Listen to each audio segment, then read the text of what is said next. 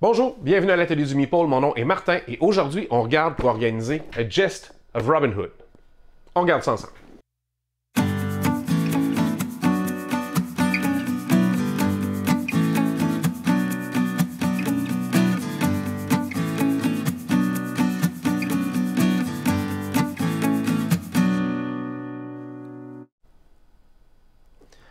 Alors, j'ai reçu récemment A Gist of Robin Hood. C'est un sujet qui m'intéresse beaucoup. Alors, j'étais bien content. C'est mon premier GMT aussi. Alors, ça aussi, je suis assez content. Je n'aime pas tellement les jeux où on s'attaque, où il y a de l'interaction négative, ces choses-là. Mais là, ça va tellement bien avec le thème et tout ça que je voulais vraiment l'essayer. Alors, ça vient avec trois livrets. Un premier, le Playbook. Alors, ça permet d'en apprendre beaucoup sur le lore. Alors, c'est-à-dire qui était Robin Hood, qu'est-ce qu'ils ont gardé de l'histoire de Robin Hood pour intégrer là-dedans. Et vous avez deux livrets pour apprendre à jouer. Vous avez les règles ici, et vous en avez un qui vous explique vraiment comment y jouer. Et l'un explique les règles assez sec, puis ici, vous avez plein de commentaires et d'ajouts. C'est vraiment le fun, c'est bien fait. Vous avez deux panneaux pour cacher vos tokens et vos actions, parce qu'il y a des choses que vous faites en secret. Alors, il y en a un pour le shérif, un pour Robin des Bois. Vous avez chacun un plateau comme ça. Et si vous ne trouvez pas de version en français, comme moi, je n'ai pas attendu la version en français, sur BGG, il y a plein de choses en français qui sont disponibles aussi pour vous aider à y jouer. Entre autres, des plateaux comme ça que vous pouvez imprimer. Alors, c'est quand même super sympathique. Vous avez un très beau, puis certains diront beau, c'est vite dit, mais moi je le trouve très sympathique. C'est très carte ancienne, ça fait très médiéval. Les illustrations sont très fidèles à ce qu'on faisait au Moyen-Âge. C'est dans le style. Bon, c'est pas à 100%, mais c'est à 99% et c'est suffisant, c'est très beau.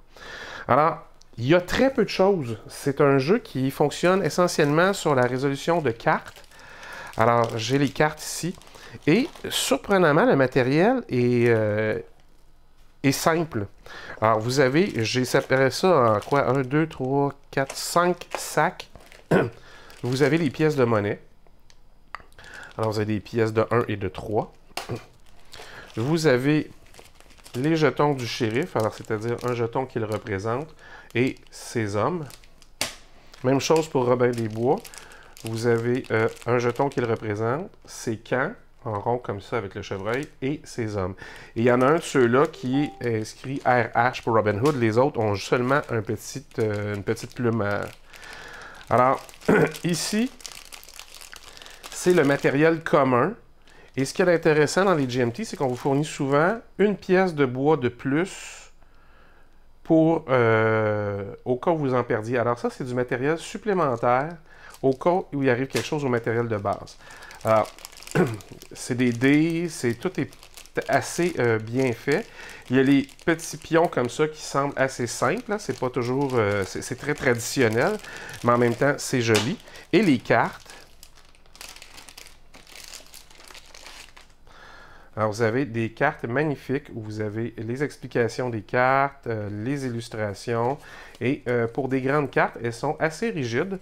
Mais comme le jeu coûte assez cher, je pense que j'ai des sleeves. Je vais les sleever pour m'assurer que le jeu reste intact. Et je vais garder l'insert dans le fond de la boîte comme ça. Parce que ce que j'ai besoin, c'est d'un rangement pour les cartes. Puis après ça, d'un rangement pour ça. Alors ça, c'est assez simple, là. Ça va être de l'origami probablement pour que ça s'installe super bien et garder l'espace qui est parfait, juste à la bonne hauteur quand on met ça par-dessus avec ça et les règles. Ça ferme la boîte parfaitement. Alors pourquoi s'encombrer de tout enlever? Tout serait lousse et j'aimerais pas ça du tout. Alors je vais garder la belle image en plus qu'il y a dans le fond. Alors, je pars bricoler et je vous reviens. Bon, ben ça a été quand même plus facile que je pensais. Je suis allé pour des solutions simples et efficaces. Alors, les livres de règles, hein, toujours. Les petits paravents, les petits plateaux de joueurs. Vous avez le plateau central. Ah, ce sont là mes autres. Ah oui. Alors, j'ai fait 2 boîtes de base. Alors, avec un petit jeu entre les deux, parce que sinon, c'est un peu difficile de sortir les affaires. Alors, les premières avec les cartes slivées. Alors, magnifiques illustrations à l'ancienne. Moi, j'aime bien ça. Ça nous donne le ton pour le jeu. Et qu'est-ce que j'ai fait? Ben, j'ai fait une boîte très simple. Alors, j'avais les restants. Alors, j'ai pris un fini bois puis un fini mat pour le dessus. Alors, c'est ce qu'on va voir, surtout sur le dessus. Puis l'autre, c'est un fini bois, mais dans une autre couleur. Il m'en restait 2. Alors, j'ai réussi à faire ça. J'ai fait quoi? Ben, vous avez les jetons de Robin des Bois, les jetons du shérif de Nottingham, vous avez l'argent et vous avez les petites pièces communes. Et là, je vous avais dit qu'il y avait des pièces de surplus. Et là, les pièces de surplus, j'ai failli les mettre là-dedans, mais ça faisait une 5e case. C'est plus compliqué de faire des trucs à 2 séparations, une séparation. Fait que je suis allé carrément, je les ai laissés dans le petit sac et je les ai cachés en dessous ici. Alors, j'ai les pièces de secours dans la boîte quand même, si jamais il arrive quelque chose. Alors, c'est simple, c'est efficace, puis c'est surtout que ça remplit parfaitement l'espace ici, ce qui fait qu'il n'y a rien qui va bouger, vous n'allez rien perdre. Je vous avais parlé, c'est possible de trouver sur BGG les plateaux en français. Alors, si vous jouez avec des gens qui ne sont pas aussi familiers, ben, au moins vous avez les actions possibles, toutes faites en français. Et pour les cartes, ben, les cartes, de toute façon, vous allez les révéler au fur et à mesure. Fait que si la personne a un peu de difficulté, vous pouvez toujours traduire au fur et à mesure pour elle. Je sais que vous avez des explications pour les cartes aussi sur BGG qui se retrouvent là et qui sont aussi des traductions. Alors, vous irez voir si ça vous tente. Alors, tout ça rentre parfaitement à la fin. Et vous avez, et voilà, un rangement pour A Jest of Robin Hood. Alors, vous avez vu, c'est des solutions simples pour mon premier GMT, A Jest of Robin Hood. J'espère que ça vous plaît encore, des fois, ces petites explications-là qui sont plus simples.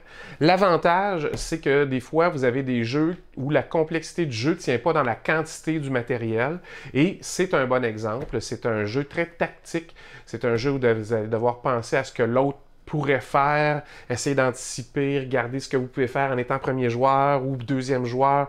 Peut-être pas un premier choix sur l'action, mais peut-être quelque chose de plus important à faire au niveau des revenus. Alors, c'est beaucoup de belles décisions à prendre et j'avais jamais joué à un Coin Games, alors je suis bien content de pouvoir enfin m'y mettre avec A Jest of Robin Hood. C'est, comme je vous disais, une thématique qui me plaît énormément.